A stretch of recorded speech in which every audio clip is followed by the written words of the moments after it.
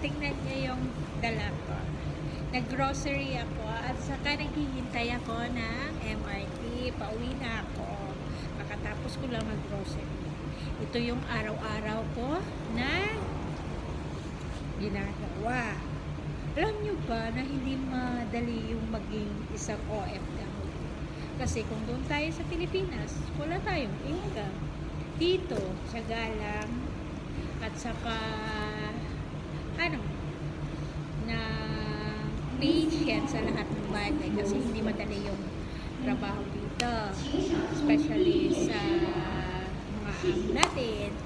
Saka, kailangan kasi natin na kaipon, na may trabaho para may pangtustos sa pangangailangan natin.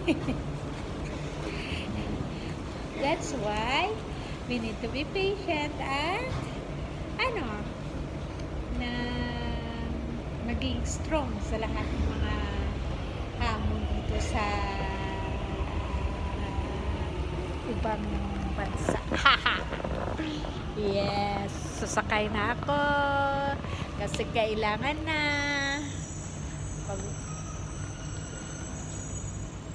ito na, yan, tingnan mo.